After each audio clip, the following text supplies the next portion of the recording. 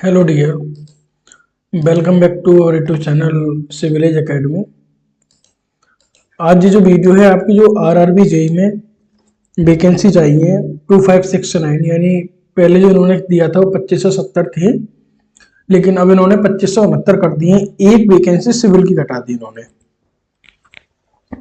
तो जो आरआरबी में वैकेंसी आई है सिविल की, इलेक्ट्रिकल की, मैकेनिकल की, सिग्नल वालों की, डीएमएस, सीएमएस, जितनी भी हैं, हम इस पूरे नोटिफिकेशन में ये देखेंगे कब हमारा डेट एग्जाम की हो सकती है, या फॉर्म कब से भरेंगे, लास्ट डेट कब है, सिलेबस क्या है, फर्स्ट का सीबीटी फर्स्ट क्या है, सेकंड क्या है, किस जोन में कितनी वैकेंसी है। यानी कि जो आप यूट्यूब पर वीडियो देख रहे हो, कहीं वैकेंसी दिखाई गई, कहीं जोन दिखाई गई, कहीं डेट दिखाई गई, तो वो सारी जो चीजें हैं मैं इसी वीडियो में आपको बता दूंगा। तो मैं टाइम वेस्ट नहीं करता ज़्यादा, ना अपना ना आप लोगों का। तो मैं सीधा जो है चलता हूँ वैकेंसी की तरफ, क्या क्या कहाँ है। तो सबसे पहले गवर्नमेंट ऑफ इंडिया, ये जो CEN 05/2025 का है, जो 2024 वाली वैकेंसी थी जो हमारी थी, उसमें 03/2024 था। उनकी अब ट्रेनिंग स्टार्ट हो चुकी है और आप लोगों का भी ये स्टार्ट होगा। यहाँ से अभी काफ़ी प्रोसेस रहेगा लंबा इसमें। तो ये जो ज्वाइनिंग है ये होती है, एक तो जूनियर इंजीनियरिंग की पोस्ट पर होती है, एक होता है डीएमएस। डीएमएस का मतलब होता है डिपोट मटेरियल सुपरिंटेंडेंट, और एक होता है सीएमएस। सीएमएस का मतलब होता है केमिकल एंड मेटलर्जिकल असिस्टेंट। तीन पोस्ट होंगी यहाँ, एक तो जेई जूनियर इंजीनियर, एक डीएमएस और एक सीएमए। ये तीन पोस्ट होंगी हमारी रेलवे के अंदर। देखो, इसमें मैं 8-10 घंटे की वीडियो बन सकती है, 2 घंटे की, 4 घंटे की। तो मैं सोचूंगा जितना कम टाइम में वो केवल इंपोर्टेंट चीजें आपको बताऊं, फालतू चीजें नहीं बताऊंगा। क्यों? टाइम इसमें लग जाएगा। देखो 82 पेज हैं इसमें, तो टाइम तो लगेगा। तो मैं केवल जो आपके मतलब की चीजें हैं वो बताऊंगा, क्योंकि मैंने पूरा रीड कर लिया, इसलिए पहले पढ़ा था, आप लोगों को मेन पॉइंट पता था। चलो यहां से है हमारा मेन पॉइंट। जो ओपनिंग होगी, जो आपके एप्लीकेशन फॉर्म है जो ओपन होंगे, वो 31/10/25 यानी कि 31 अक्टूबर 2025 से आप एप्लीकेशन फॉर्म भरेंगे। और इसकी जो लास्ट डेट है, क्लोजिंग डेट है एप्लीकेशन फॉर्म की, वो 30/11/25 रात के 12 बजे। रात के 12 बजे भी नहीं, 1 मिनट कम, यानी 11:59 तक, 30 नवंबर तक, यानी 1 महीना आपको फॉर्म भरने का मिल रहा है। देखो 31 तारीख को जैसे फॉर्म खुलेगा, ये नहीं है कि मैं भर दूं, थोड़ा वेट करना। और ये भी नहीं है कि 30 तक वेट करो, यानी कि ये 31 अक्टूबर से खुल रहा फॉर्म, तो 10-15 नवंबर के बीच में अपने फॉर्म को फिलअप कर देना। साइट भी बढ़िया चलेगी, और मैं आप लोगों को बता दूंगा कौन सी जोन से बेस्ट रहेगा आपका फॉर्म भरना, क्योंकि अभी मैं नहीं बता सकता, कि रिसर्च करूंगा कितने फॉर्म कहाँ कैसे, कट ऑफ पे बात करेंगे, उसके बाद बता पाएगा। जो अभी बता रहा है कि इस जोन से भर दो, जोन बताने की चीजें देखो, ये पिछली बार आपने देख लिया, सब मुंबई भाग के मुंबई आपने देख लिया, सब सिलीगुड़ी बिलासपुर चले गए, आपने स्थिति देखी क्या रही। तो उस चीज को मैं नहीं बताऊंगा, केवल हम इसमें बात करेंगे अभी अपने फॉर्म की। तो देखो फॉर्म की जो डेट है, आप 31 अक्टूबर से स्टार्ट करेंगे, 30 नवंबर तक इसको भर सकते हैं। और जो लास्ट डेट होगी, जैसे आपने फॉर्म भर दिया और किसी कारणवश आपके पास पैसे नहीं थे, या आप फीस सबमिट नहीं कर पाए, तो जो लास्ट डेट है फीस पेमेंट की, वो 2 दिसंबर है। ध्यान रखना, 2 दिसंबर के बाद कुछ नहीं होगा। अब हो सकता आपने फॉर्म भरते में, देखो जल्दबाजी नहीं करनी, अपना नाम, पिता का नाम, माता का नाम, सारी चीज देखनी है। लेकिन आपने फॉर्म भरते समय जल्दबाजी कर दी और आपने हमारा कहना नहीं माना, तो फिर 3 दिसंबर से लेकर 12 दिसंबर तक एक डेट चलेगी। इस डेट को कहते हैं मॉडिफिकेशन। इसमें हम मॉडिफाई कर सकते हैं अपने फॉर्म को, और 12 दिसंबर के बाद फिर हम कोई मॉडिफाई नहीं कर सकते। उसके बाद में कुछ हमारे विकलांग हो गए, जिन्हें स्क्राइब की जरूरत पड़ती है, ऐसे लोग जिनको दूसरे बच्चे उनका पेपर देंगे, तो जो स्क्राइब, जिन बच्चों को स्क्राइब की जरूरत पड़ती है, वो स्क्राइब की जो डिटेल है वो 13 दिसंबर से लेकर 17 दिसंबर तक अपनी फिलअप कर दें। एप्लीकेशन पोर्टल पर ही फिलअप होगी। इतना हो गया। फिर उसके बाद इनका कहना है कि जो डेट है किसकी, सीबीटी की, computer based examination, document verification की और मेडिकल एग्जामिनेशन की। ये हम टाइम टू टाइम कहाँ देंगे? वेबसाइट पर। कौन सी वेबसाइट? जो भी कंसर्न आरआरबी की वेबसाइट है, जिससे भी आरआरबी से आपने फॉर्म फिलअप किया था। उसके बाद में पोस्ट मैंने बताया था जूनियर इंजीनियर की है, डीएमएस की है और सीएमए की है। ये पोस्ट लेवल 6 की है और इसका जो पे है वो 7th सीपीसी 7वां आयोग है और 8th पे कमीशन आने वाला है। तो आप लोगों को मोटिवेशन किसी और से नहीं, 8th पे कमीशन से ले लो। आप देख लो, कहीं भी सर्च कर लो 8th पे कमीशन। अभी आज जब ये नोटिफिकेशन आया आरआरबी का, आज ही सेंट्रल गवर्नमेंट ने अनाउंस किया है कि उन्होंने जो है कैबिनेट की मंजूरी दे दी है और 18 महीने के अंदर उन्होंने कहा है 8th पे कमीशन आ जाएगा। इसका जो इनिशियल पे है, बेसिक पे है, वो होगा 35,400 रुपए। सबसे बड़ा जो इशू होता है वो एज का होता है। तो 18 से 33 साल तक के बच्चे इस फॉर्म को भर सकते हैं और वैकेंसी है 2569 2569। पहले 70 थी, एक इन्होंने घटा दी और इन्होंने एक एप्लीकेशन भी दिया था बीच में कि हम वैकेंसी बढ़ा रहे हैं, और वो भी इन्होंने नहीं बढ़ाई। देखते शायद बढ़ा दें तो अच्छा रहेगा, बाकी पता चलती है। तो चलते हैं आगे। मैं केवल वही चीज बताऊंगा जो आपको इंपोर्टेंट है। ये हमने इतना कर लिया, अब आते हैं अपने सेकंड पर। सेकंड मतलब आगे चलते हैं। आगे कहता है कि अगर आप जैसे RRB Ahmedabad, RRB Chandigarh, RRB Ajmer, RRB Mumbai, ऐसे ही अलग अलग जोन है, 21 जोन है इनके। तो ये कहते हैं कि जो कैंडिडेट है केवल एक ही जोन चूज कर सकता है, एक ही आरआरबी। मुंबई, अहमदाबाद, अजमेर, प्रयागराज, दिल्ली, जो इतनी भी आरआरबी उनमें से केवल आप एक ही आरआरबी को चूज करोगे और उसी में आपको जो भी प्रेफरेंस होगा, जो भी एलिजिबल होगी, सारी चीजें वहीं से करोगे। अगर दूसरा पॉइंट क्या है अगला, अगर आप करते हो मल्टीपल एप्लीकेशन डिफरेंट आरआरबी में, जैसे आपने आरआरबी मुंबई से फॉर्म भर दिया, फिर आरआरबी बिलासपुर से भर दिया, आरआरबी अहमदाबाद से भर दिया, या सेम आरआरबी में ही आपने फॉर्म भर दिए मल्टीपल, तो इस कंडीशन में आपका क्या हुआ? रिजेक्शन। ऑल एप्लीकेशन, जितने भी एप्लीकेशन आपने भरे मुंबई में, अहमदाबाद में, सिलीगुड़ी में, जितने भी आरआरबी में अपने एप्लीकेशन भरे हैं वो सभी रिजेक्ट हो जाएंगे। तो आप फिर पेपर भी नहीं दे सकते। एलिजिबिलिटी आपको पता ही है, डिप्लोमा और बीटेक जो भी हो आप भर सकते हो। क्योंकि मैं अभी ये सारी चीजें पढ़ूं तो इतना टाइम भी नहीं है आप लोगों के पास भी। तैयारी में लग जाइए, पेपर 5-6 महीने के अंदर डेट हो जाएगी मैक्सिमम। फिर आगे चलते हैं इसमें। शॉर्ट लिस्ट ऑफ कैंडिडेट, जो कैंडिडेट की शॉर्ट लिस्ट होगी किसके? डीवी और मेडिकल के लिए, वो आरआरबी वाइज होगी 1:1 का। ये इंपोर्टेंट है। इंपोर्टेंट क्यों है? अब तक आरआरबी 2024 से पहले, मैं 2024 की बात नहीं कर रहा, 2024 से पहले शायद 1:2-3 कुछ ऐसा लेती थी, मुझे कंफ्यूजन है अभी। लेकिन 2024 से जिसमें मेरा सिलेक्शन हुआ आरआरबी में, वहां से इन्होंने 1:1 का वो कर दिया है कि हम जितनी सीटें हैं उतने ही बच्चे लेंगे। और नॉर्मलाइजेशन जो वो होगा आपको मार्क के आधार पर होगा, मल्टीपल शिफ्ट में। नेगेटिव मार्किंग, सीबीटी फर्स्ट हो, सीबीटी सेकंड हो, उसमें नेगेटिव मार्किंग 1/3 की होगी एवरी रॉन्ग आंसर पर। इसको ध्यान रखना है, क्योंकि एसएससी में क्या है कि प्री में तो है 1/4 की और मेंस में है 1/3 की, लेकिन आरआरबी ये कहता है कि हमारा चाहे सीबीटी फर्स्ट हो, सीबीटी सेकंड हो, हमारी जो नेगेटिव मार्किंग होगी एवरी रॉन्ग आंसर पर वो 1/3 की होगी। बेंड आइटम आपको पता ही है, बेल्ट नहीं पहननी, कैलकुलेटर नहीं, कोई बुक, पेन, पेंसिल, इरेजर, पॉच, कुछ नहीं ले जाना, ये सब पता ही है। जनरल इंस्ट्रक्शन में इतना वो नहीं है, अगर कुछ होगा तो मैं आपको बता दूंगा। सब वही लिखते हैं कि क्लोजिंग डेट से अपना पहले फॉर्म भर दो, टाइम से फॉर्म भर दो, ये सारी चीजें इसमें होती हैं। ठीक, अब इनका जो पॉइंट है ये कहते हैं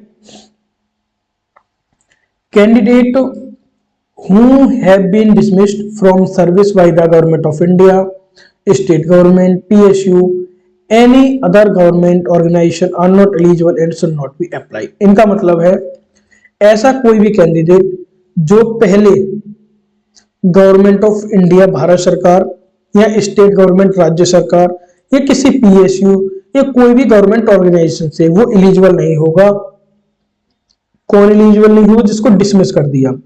जैसे मान चलो आप राज्य सरकार यूपी से हैं, यूपी गवर्नमेंट के अंदर आप जॉब करते हैं, किसी कारणवश आपकी किसी भी तरह से कोई प्रॉब्लम हुई हो, आपने कुछ किया हो, नहीं भी किया, जो भी है, किसी भी तरह से आपको गवर्नमेंट ने डिसमिस कर दिया, जॉब से हटा दिया, तो आप एलिजिबल नहीं हो और आप अप्लाई नहीं कर सकते फॉर्म को। इसका कहने का मतलब ये है।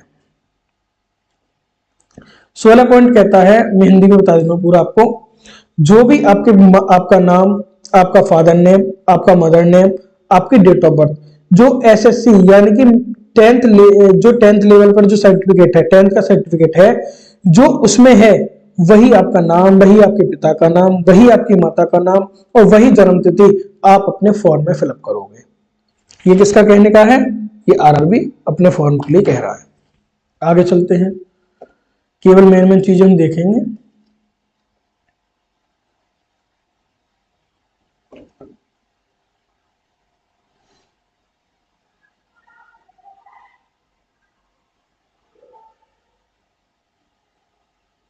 ये आप लोग पढ़ लेना, इतना इंपॉर्टेंट नहीं। राइट टू अपॉइंटमेंट की अपॉइंटमेंट देगा, ये पोस्टिंग वगैरह की पोस्टिंग बस इतना है कि जहां जिस भी आप आरआरबी से फॉर्म भरोगे, पोस्टिंग का है कि जैसे आपने आरआरबी अहमदाबाद फिलअप किया, सीबीटी फर्स्ट हुआ, सेकंड हुआ, डीबी हुआ, मेडिकल हुआ, आपका सिलेक्शन हो गया। अब आप चाहते हो, आप थे तो प्रयागराज से, लेकिन आपने कट ऑफ को देखते हुए आरआरबी अहमदाबाद फॉर्म फिलअप कर दिया। अब आप कहते हो मुझे अहमदाबाद में नहीं रहना, अब मुझे वापस अपने प्रयागराज के अंदर आना है, तो आप लोगों को लीस्ट कम से कम 5 से 10 साल की सर्विस करनी पड़ेगी आरआरबी अहमदाबाद में ही, जो भी आरआरबी आपने भरी हो।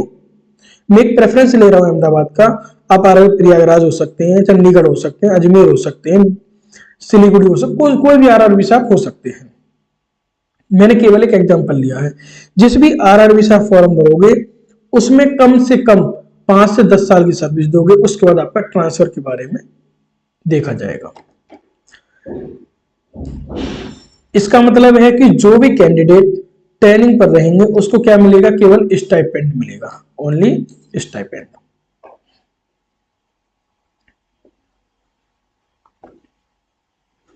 Selected candidate who are finally appointed, जो फाइनली अपॉइंट हो जाएगा, ट्रेनिंग में करने में फाइनली अपॉइंटेड हो गया, लीवल to active service in railway engineers unit of territory army के, ठीक, ये हो गया।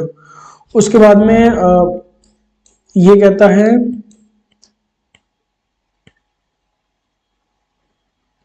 आपको एक बॉन्ड देना पड़ेगा जब आप रेलवे के टाइम को, ये सब मैंने दिया था, सब मैं आप लोगों को बता दूंगा जब हम करेंगे। फ्री ट्रेन पास मिलेगा केवल एससी एसटी को, ओनली सीबीटी हो या डीबी हो या मेडिकल हो, सब में एप्लीकेबल है वो। इसका कहने का मतलब है कि आपको जो से ये डेट दी थी, मैंने आपको बताया था कि 12, शायद 12 दिसंबर था, नहीं 12, हाँ 12 था, कि 3 दिसंबर से लेकर 12 दिसंबर तक आप अपना मॉडिफाई कर सकते हो अगर आपको कोई गलती हो जाती है फॉर्म में तो।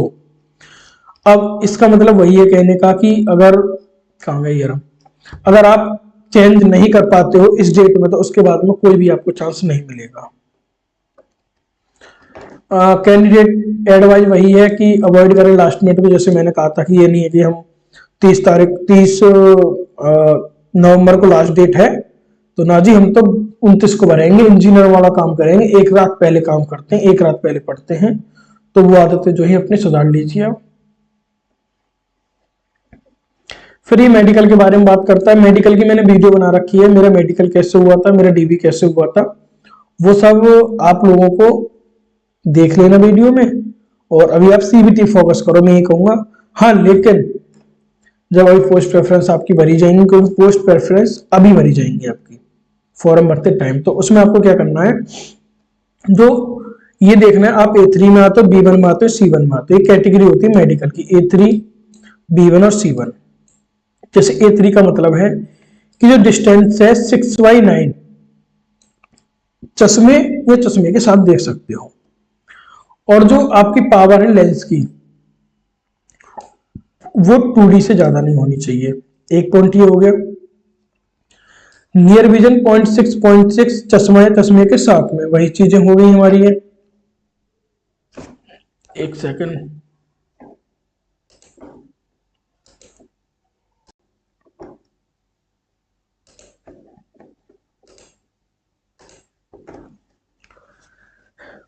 थर्ड पॉइंट है इसका, मस्ट पास्ट टेस्ट जैसे कलर विजन हो गया आपका, एक सेकंड,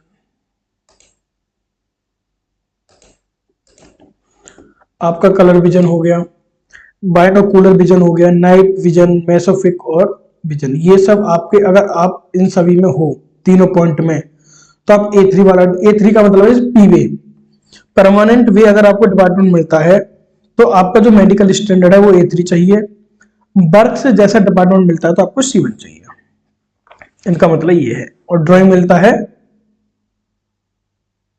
तो अलग अलग डिपार्टमेंट है, मैं अभी आपको बताऊंगा, पूरा लिस्ट आएगा किस डिपार्टमेंट में कौन सा मेडिकल होना चाहिए, और वो मेडिकल में यहाँ बता रहा हूँ क्या क्या है। अब A3 का हो गया, B1 में सेम है, डिस्टेंस 6/9 और 6/12, इसमें थोड़ा सा हमें फायदा दे दिया है जिनको थोड़ी दिक्कत है। पावर जो लेंस है वो 4D से ज्यादा नहीं होनी चाहिए। नियर विजन सेम है, 0.6 चश्मा है, चश्मे के साथ में। और टेस्ट की बात करूं, कलर विजन ना हो, बाइनोकुलर विजन ना हो, नाइट विजन ना हो और मेसोफिक विजन ना हो। C1 की बात करता हूं तो 6/12 और 6/18 विद और विदाउट ग्लास, 0.6 से नियर विजन होना चाहिए बस। अब यहां क्वेश्चन आएगा, सर मुझे कलर विजन है, मैं कौन सी पोस्ट चूज करूं? मैं एक अभी बताऊंगा आपको, आगे आएगा वो, उसमें सारी वैकेंसी और मेडिकल होगा, वहां आप चेक करना। अगर आपको कलर विजन है तो आपके लिए C1 वाली जो पोस्ट है ये बेस्ट है, क्योंकि इसमें कलर विजन मांगा नहीं, जो नाइट विजन जिसे हम कहते हैं कलर ब्लाइंडनेस। अगर आपको कलर ब्लाइंडनेस है तो आप C1 की पोस्ट को चूज करना है। आगे चलते हैं, ये मेडिकल के बारे में होगा, और मेडिकल के बारे में जैसे मैंने कराया था सारी चीजें मैंने बता दी। ये नेशनलिटी इंडिया से होनी चाहिए, नेपाल का भी भर सकता है, भूटान का भी भर सकता है, ये सब। एज लिमिट की बात करूं, अगर आप UR और EWS के अंदर आते हैं तो 2 जनवरी 1993 से पहले पैदा ना हुए हो, यानी कि इससे कम नहीं हो। OBC वालों के 2190 है और SC ST के लिए 2188 है। जो रिलैक्सेशन मिलता है SC ST को वो 5 साल का मिलेगा, और OBC के लिए मिलेगा 3 साल का, और UR और EWS को कोई एज रिलैक्सेशन नहीं मिलता। ये सब उसी की बात है। एजुकेशन की मैंने बता दिया आप लोगों को। जब आप फॉर्म फिलअप करोगे तो UR,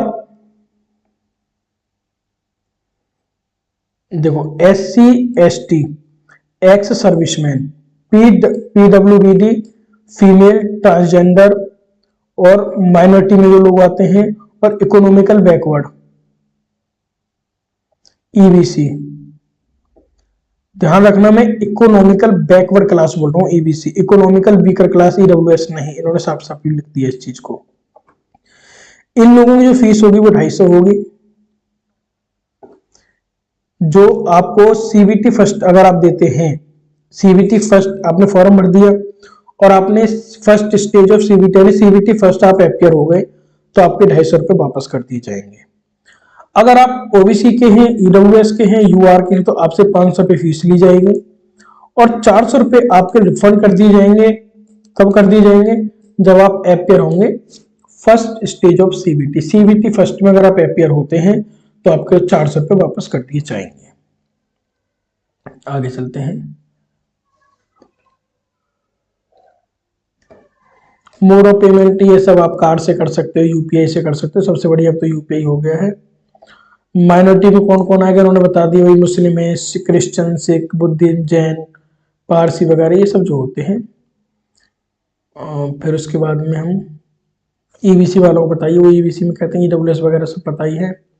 रिफंड का मैंने बता दिया, CBT फर्स्ट दोगे आप, केवल इम्पोर्टेंट बातें हम करेंगे, फालतू की चीजें नहीं करनी हमें। फिर आते इकोनॉमिकल वीकर सेक्शन EWS पे। EWS में थोड़ा सा डेट वाला फंदा होता है तो मैं इसे पूरा क्लियर कर दूं। EWS का मतलब है कि जो फाइनेंशियल ईयर है period to the year of application, यानी कि जो 5/2025 है इसके लिए जो आपका जो EWS होगा वो फाइनेंशियल ईयर 2024-25 के लिए होना चाहिए, इस चीज को ध्यान रखना है। और जो क्लोजिंग डेट है 30/11/25, फॉर्म की डेट है ना हमारी 30 नवंबर 2025, इससे पहले बनना चाहिए। EWS वाले बच्चे बहुत कंफ्यूज होते हैं, उन लोगों को मैं बता दूं कि आपका जो EWS है इकोनॉमिकल वीकर सेक्शन है वो दो फाइनेंशियल ईयर 2024-25 के लिए होना चाहिए और 30 नवंबर 2025 से पहले बनना चाहिए। बाकी ईडब्ल्यूएस में 1000 एकड़ 1000 स्क्वायर यार्ड ये सब जो आपका उस पर भी लिखा हुआ होता है और जो जो आपका बना हुआ है ये सारी चीजें होती हैं। सीईएन को लेके काफी लंबी लंबी वीडियो मिल जाएंगी।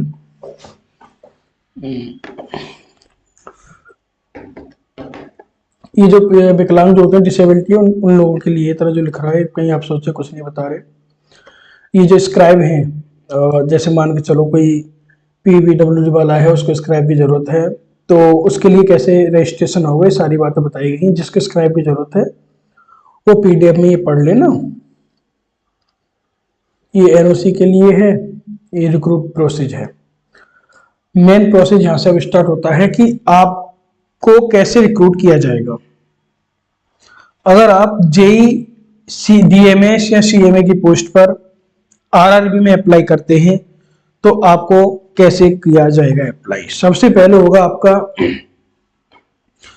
First stage computer based test CBT first, फिर होगा second stage computer based test CBT second, then आपका डॉक्यूमेंट वेरिफिकेशन डीबी होगा और उसके बाद में आपका मेडिकल एग्जामिनेशन होगा। यानी पहले सीबीटी फर्स्ट होगा, फिर सीबीटी सेकंड होगा, फिर डीबी होगा, मेडिकल होगा। डीबी और मेडिकल एक दिन का आगे पीछे होता है। जिस दिन भी आपका सीबीटी सेकंड आपका निकलता है फिर आपका रिजल्ट आता है। डीबी और मेडिकल के लिए आप लोगों के पास जो एडमिट कार्ड होगा वो सेम होगा। जैसे आज आपका डीबी है तो कल मेडिकल हो जाएगा, एक मतलब आगे पीछे रहते हैं। अब बात करते हैं, ये तो मैंने बता दिया कि जो नेगेटिव है चाहे वो सीबीटी फर्स्ट हो चाहे वो सीबीटी सेकंड हो, बनफेट की है। अब बात करते हैं सीबीटी फर्स्ट की। ये जितने भी सीईएन चाहे वो सिविल हो, इलेक्ट्रिकल हो, मैकेनिकल हो, डीएमएसएम हो, सीएमए हो या सिग्नल वाले हो, सभी के लिए सीबीटी फर्स्ट कॉमन है।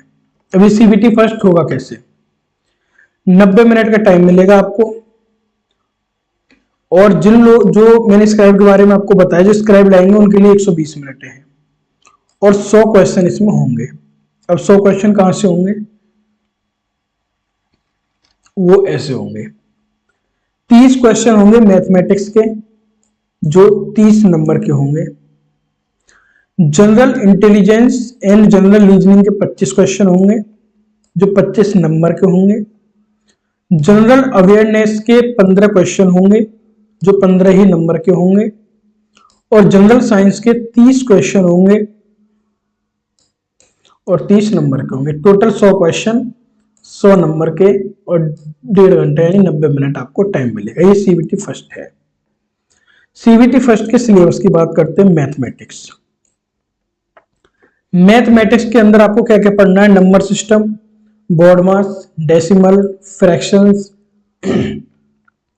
एलएचएम and HCF, ratio and proportion, percentage, mensuration, time and work, time and distance, simple and compound interest, profit and loss, algebra, geometry, trigonometry और elementary statistics, square root, age calculation, calendar, clock, pipe and cistern. ये सारे topic आपको mathematics के अंदर पढ़ने हैं और इसका वेटेज भी अच्छा है जो 30 नंबर का है और 30 क्वेश्चन है। सेकंड आता है जनरल इंटेलिजेंस एंड रीजनिंग जो 25 नंबर का 25 क्वेश्चन है। इसके अंदर आपको क्या क्या पढ़ना है, analogies, alphabetical and number series, coding and decoding, mathematical operations, relationships, syllogisms, jumbling, Venn diagram, data interpretation, sufficiency, conclusions and decision making, similarities and differences, analytical reasoning, classification, directions, statement, argument and assumptions. ये सब आपको पढ़ना है general intelligence के अंदर। फिर बात करते हैं जनरल अवेयरनेस में। जनरल अवेयरनेस 15 क्वेश्चन होंगे, 15 नंबर की होगी। जनरल अवेयरनेस में जो आपको पढ़ना होगा नॉलेज जो करंट अफेयर्स चल रही है वो है इंडियन की geography, culture and history of India including freedom struggle, Indian polity and constitution, Indian economy, environmental issue concerning India and the world, sports, general scientific and technology development. अब देखो general awareness में सारी चीजें आ गई, केवल 2-3 चीजें नहीं आई। इंडियन ज्योग्राफी पढ़नी है आप लोगों को, वर्ल्ड ज्योग्राफी नहीं पढ़नी। हिस्ट्री ऑफ इंडिया पढ़नी, हिस्ट्री ऑफ वर्ल्ड नहीं पढ़नी। इस चीज का केवल ध्यान रखना है। और लास्ट जो चैप्टर है, वो लास्ट जो टॉपिक है आपका, वो है जनरल साइंस का। ये भी काफी अच्छे नंबर देता है, 30 क्वेश्चन आएंगे 30 नंबर के। इसमें फिजिक्स आएगी, केमिस्ट्री आएगी और लाइफ साइंस यानी बायोलॉजी आएगी। केवल 10th स्टैंडर्ड यानी जो 10th है सीबीएसई में जो सिलेबस है 10th का, वहीं से आपके क्वेश्चन बनेंगे और काफी हल्के क्वेश्चन बनते हैं। मेरी एक वीडियो है, उस पर मैंने वीडियो बनाई है। मेरे जो क्वेश्चन नंबर आए थे आप लोगों को बता दो, मेरे 78 नंबर आए थे 100 से। तो मैंने वीडियो बना रखी है यूट्यूब पर, ये मैंने कैसे सेव, और केवल मुझे 1 महीना ही मिला था। 1 महीना इसलिए मिला था कि मेरा एसएससी जेईई मेंस था, उसके बाद फिर मैंने प्री दिया था ये, तो इसलिए 1 महीने का टाइम भी पूरा नहीं मिला था प्रॉपर। तो आप उस वीडियो को देख लेना, क्योंकि उस चीज को मैं यहाँ बताऊंगा तो फिर ये वीडियो लंबी हो जाएगी। तो वहां आप लोग देख लेना पूरी चीजें, फिर करते हैं आगे। ये हो गया हमारा सीबीटी फर्स्ट। अब चलते हैं सीबीटी सेकंड की ओर। सीबीटी सेकंड की ओर जाने से पहले ये मैंने बता दिया था कि जो नेगेटिव है 1/3 की है, और इसमें मिनिमम जो नंबर लाने हैं, यूआर को 40%, ईडब्ल्यूएस को 40% और ओबीसी को 30%, एससी को 30% और एसटी को 25%। फिर आते हैं second stage CBT. Second stage में क्या होगा, जो बच्चे फर्स्ट स्टेज पास कर लेंगे उनको सेकंड स्टेज सीबीटी 2 देने का मौका मिलेगा। अब एक क्वेश्चन आएगा, सर हमने सीबीटी फर्स्ट तो क्लियर कर लिया, अब सीबीटी सेकंड में कितने गुने बच्चे जाएंगे? तो इन्होंने साफ साफ लिखा 15 गुने बच्चे सीबीटी सेकंड के अंदर जाएंगे। अब यहाँ पे थोड़ा सा टाइम भी बढ़ जाएगा आपको, वहां सीबीटी फर्स्ट में 90 मिनट होते हैं, तो सीबीटी सेकंड में आपको 120 मिनट यानी 2 घंटे आपको मिलेंगे। वही स्क्राइब वालों के लिए जो 20 मिनट एक्स्ट्रा होती है पर आवर, तो 2 घंटे तो 40 मिनट होगी, तो 160 मिनट को टोटल मिल गई। वहां 100 क्वेश्चन थे, यहाँ 150 क्वेश्चन है, क्वेश्चनों की संख्या बढ़ गई। अब यहां पर जो सिलेबस है उसकी मैं बात करता हूं। आपका जो सिलेबस है यहाँ ऑब्जेक्टिव टाइप ही होगा, क्योंकि सीबीटी सेकंड एसएससी में होता है अब ऑब्जेक्टिव होगा, पहले सब्जेक्टिव था, अब तो एसएससी में भी ऑब्जेक्टिव हो गया है, तो यहाँ भी सीबीटी 2 ऑब्जेक्टिव होगा। इसके सिलेबस में देखो कॉमन, कुछ सिलेबस कॉमन है सीबीटी फर्स्ट से। जनरल अवेयरनेस सीबीटी फर्स्ट में 15 नंबर की थी, 15 क्वेश्चन थे, और वही जनरल अवेयरनेस यहां पर आएगी। जनरल अवेयरनेस यहां पर भी 15 क्वेश्चन और 15 नंबर के होंगे। फिजिक्स, केमिस्ट्री और बायोलॉजी सीबीटी फर्स्ट में 30 नंबर के लिए पढ़ी थी हमने, लेकिन यहां हमें बायोलॉजी ना पढ़ के केवल फिजिक्स और केमिस्ट्री पढ़नी है, 15 क्वेश्चन 15 नंबर के।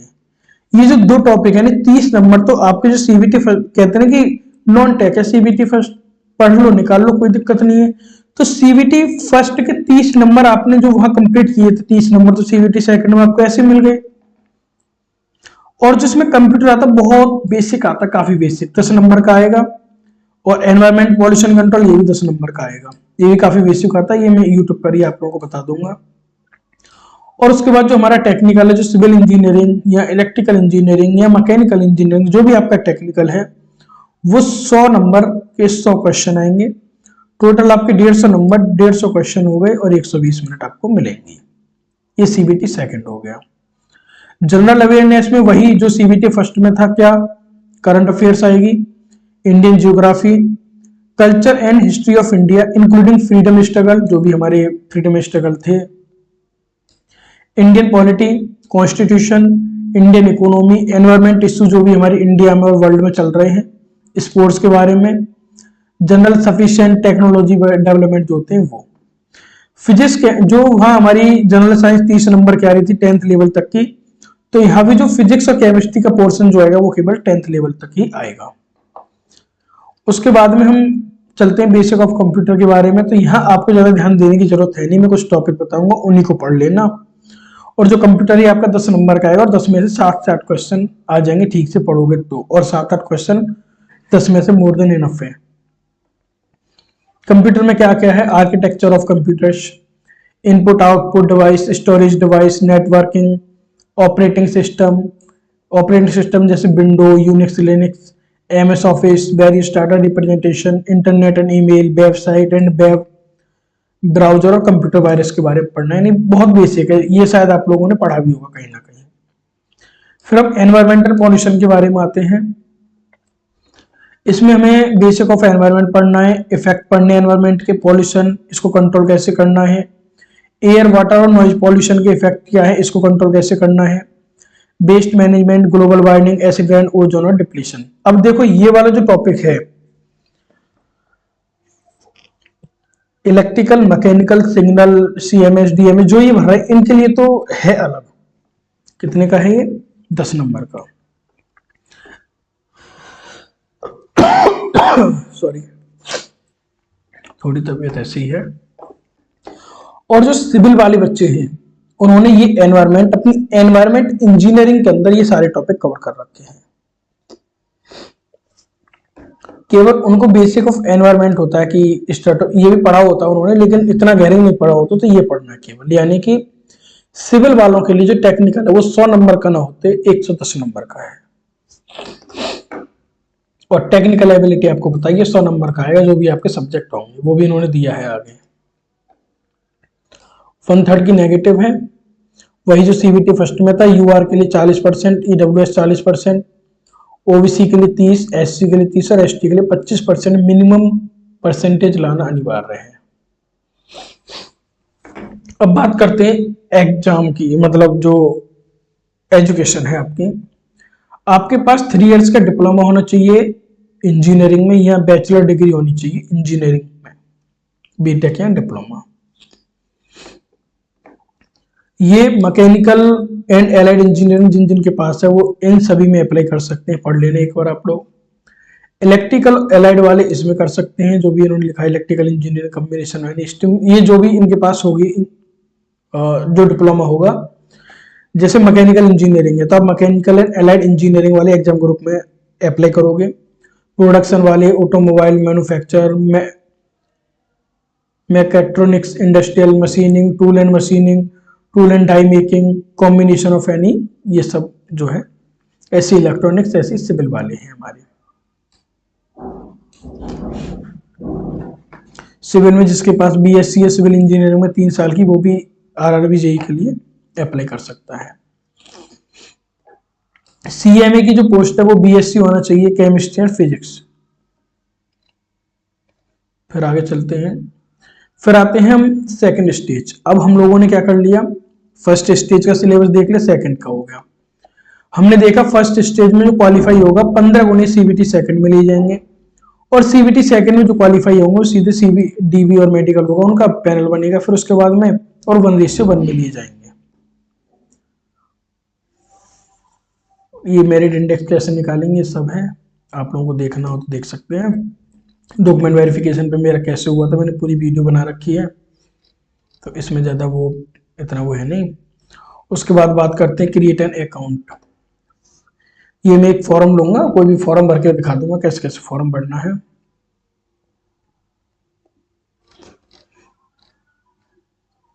फिर लाइव फोटो कैप्चर वगैरह होगा, ये जो फॉर्म भरना है आपको उसके बारे में बताया गया है। ये सब मैं एक अलग से वीडियो बनाऊंगा, क्योंकि जो वहाँ सामने होगा वहाँ आप लोगों को अच्छी तरह समझ में आएगा कि अच्छा यहाँ ये भरना है, ये फादर नेम है, ये मदर नेम है।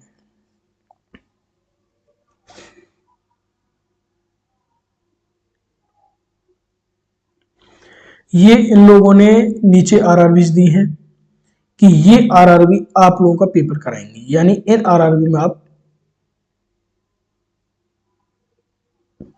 फॉर्म फिलअप कर सकते हो। कितनी आरआरबी है एक बार मैं देखता हूँ, 1 2 3 4 5 6 7 8 9 15 16 17 18 19 20 21 आरआरबी, यानी टोटल जितनी भी हमारी 21 आरआरबी हैं वो सभी पेपर कंडक्ट कराएंगे। कभी कभी ये हो जाता है कि 15-20 आरआरबी को कहते हैं आप ही पेपर कंडक्ट करा लीजिए।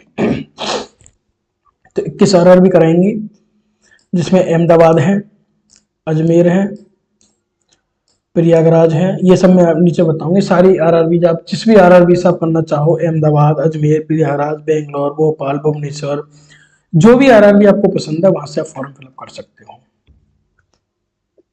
लेकिन इस चीज का ध्यान रखना है, इनका कहने का मतलब ये है कि आप जैसे आरआरबी प्रयागराज से फॉर्म फिलअप करते हो तो आपका जितनी भी रिक्रूटमेंट प्रोसेस होगी, CBT first, CBT second, DV, medical, training, joining, सब आरआरबी प्रयागराज में ही होंगे।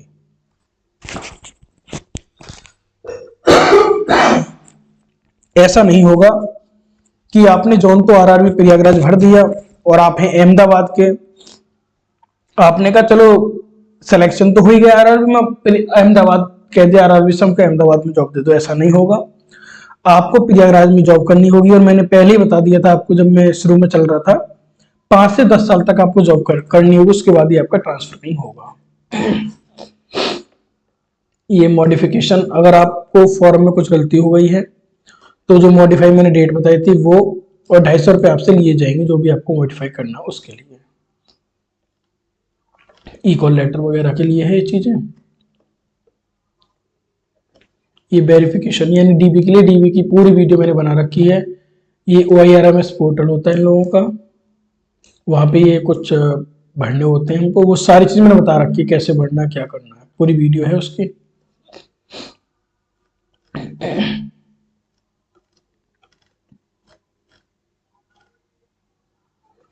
अब आते हैं हम इस पर अपने, देखो लेवल 6 की जॉब है सभी, 7 CPC है। अब ये बताया है कि किस डिपार्टमेंट के लिए, किस ब्रांच के लिए, कौन सी पोस्ट है और मेडिकल स्टैंडर्ड क्या है, ये आप लोग पढ़ लेना। लेकिन मैं कुछ बता देता हूं आपको कैसे देखना है। जैसे जेई इलेक्ट्रिकल वाले बंदे हैं, लेवल 6 की जॉब है, इलेक्ट्रिकल ब्रांच वाले इसको भर सकते हैं। इसमें डिपार्टमेंट है design and drawing production unit. अगर आप डिजाइन और ड्राइंग में जाना चाहते हो और आपके पास इलेक्ट्रिकल इंजीनियरिंग में डिप्लोमा या बीटेक है तो आप लोगों को C1 मेडिकल से क्लियर होना पड़ेगा। C1 मेडिकल मैंने ऊपर बता दिया आप लोगों को क्या है क्या नहीं है, और ये पूरी मेडिकल की मैंने आप लोगों को एक वीडियो जो बनाई है, मेरा मेडिकल कैसे हुआ था, वो सब मैंने भर रखा उसमें। इलेक्ट्रिकल हो गया। अब जैसे सिविल वाले हैं, जैसे किसी को सिविल में वर्क्स डिपार्टमेंट चाहिए तो किसी को जे बनना है वर्क्स डिपार्टमेंट के अंदर, तो वर्क्स और प्रोडक्शन ये सब डिपार्टमेंट होते हैं, उसको B1 स्टैंडर्ड चाहिए मेडिकल। अगर किसी को वर्कशॉप डिपार्टमेंट चाहिए सिविल में तो उसको C1 मेडिकल चाहिए। ये सब मेडिकल का यहाँ क्राइटेरिया है। जैसे मैंने आपको पीवे के लिए A3 बताया था, इसमें कहीं ना कहीं होगा, मैं देखता हूँ एक सेकंड, ये रहा। अगर आपको जे बनना है सिविल इंजीनियरिंग से पीवे और ब्रिज में, तो पीवे और ब्रिज के अंदर आपको जे बनना है तो आपको कम A3 department, A3 medical standard clear होना चाहिए। A3, B1, C1 ये सब मैंने बता दिया है, और एक वीडियो में और बिल्कुल डिटेल में बता दूंगा कैसे क्या चीज है। फिलहाल हम मोटे मोटे तरीके से देखेंगे फॉर्म कैसे भरना है, कौन सा डिपार्टमेंट, ये सब आप अपने डिपार्टमेंट, इस PDF को मैं जो है अपने टेलीग्राम चैनल पर अपलोड कर दूंगा, वहां से आप लोग इसको देख लेना। जैसे SNT वालों को वर्कशॉप चाहिए तो C1 मेडिकल उनको होना चाहिए, ये सब है। ये डिपार्टमेंट दिए हैं, कौन सी ब्रांच का कौन सा डिपार्टमेंट है। जैसे जूनियर इंजीनियर इलेक्ट्रिकल है तो उसके पास डिजाइन ड्राइंग एस्टिमेशन वाला है, इलेक्ट्रिकल का जेई है, और ये सब दिया है 1A 1B कैटेगरी मर्ज। ये जब आप CVT सेकंड DV मेडिकल हो जाएगा उसके बाद में फिर आपको ऑप्शन दिए जाएंगे। ये RRB वाइज वैकेंसी है। बात करते हैं अब RRB अहमदाबाद की।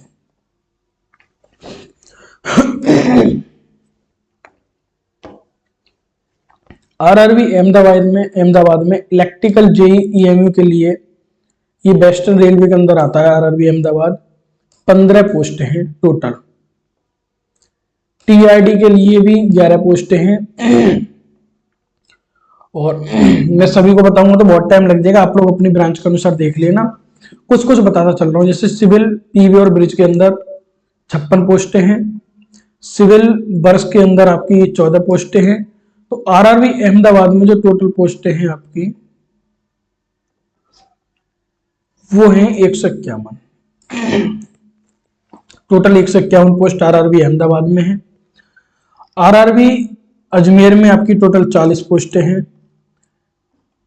ये है आपका आरआरबी अजमेर। एक बार मैं ऐसी पीडीएफ भेज दूंगा, आप जो मैं हाईलाइट कर रहा हूँ ना इस चीज को देखना बस, कि अच्छा यहाँ आरआरबी अजमेर, नहीं आप ढूंढते रहोगे अजमेर कहाँ है, बेंगलोर कहाँ है। ये नॉर्थ वेस्ट रेलवे के अंदर आता है। आरआरबी बेंगलोर के अंदर आपको लिए हैं 80 पोस्ट। आरआरबी भोपाल के अंदर इन लोगों ने दी हैं 58 पोस्ट। अभी तक शायद जहां तक मैं पोस्ट मुझे ध्यान है आरआरबी अहमदाबाद के अंदर ज्यादा पोस्टें हैं। भुवनेश्वर के अंदर हैं 36 पोस्टें। बिलासपुर के अंदर आप लोगों को दी हैं 127, सबसे ज्यादा अभी तक 127 बिलासपुर में आ गई। नहीं 151 थी ना अहमदाबाद में, एक सेकंड, अहमदाबाद में ज्यादा है अभी। हाँ अहमदाबाद में अभी तक ज्यादा है, 151 है अहमदाबाद में। एक सेकंड मेरे पास पेन से मैं लिख लेता हूं ताकि मुझे याद रहे किस उसमें सबसे ज्यादा है, तो मैं आप लोगों को एक और बता दूंगा फिर।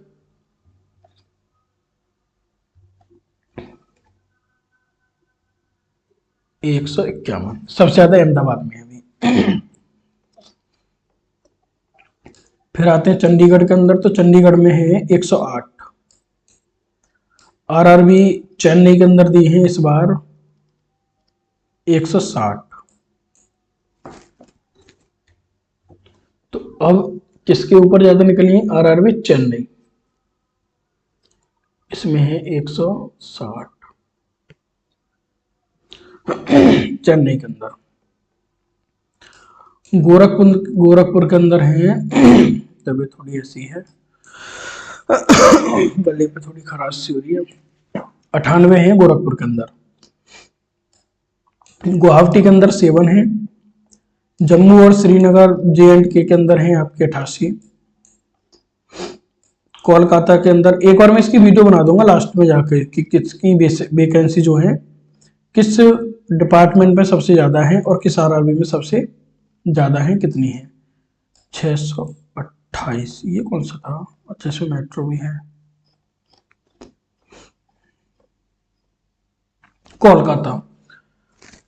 कोलकाता में सबसे ज्यादा वैकेंसी है 628। भाई साहब ये तो 628 सबसे ज्यादा ही निकली आई है हमारी कोलकाता। फिर आते हैं मालदा पर। मालदा में है 45। अब आते हैं मुंबई पर, क्योंकि मुंबई में इस बार सबसे ज्यादा वैकेंसी थी 2024 में। अब इसमें देखते हैं 434 कम हो गई भाई। कोलकाता भी टॉप पर है। मुजफ्फरपुर में कमी होंगी इसमें तो 23 है, मैंने पहले कहा। पटना में भी कम होंगी आपकी 50 है। प्रयागराज में भी कम ही होंगी आपकी, कितनी है प्रयागराज में 162 है बस। रांची के अंदर है आप लोगों की 109 और सिकंदराबाद में इस बार दी है आप लोगों की 103 और तिरुवनंतपुरम लास्ट आपका है 62।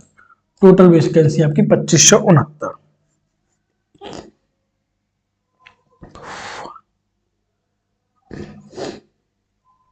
628 वैकेंसी सबसे ज्यादा हमारी है कोलकाता के अंदर।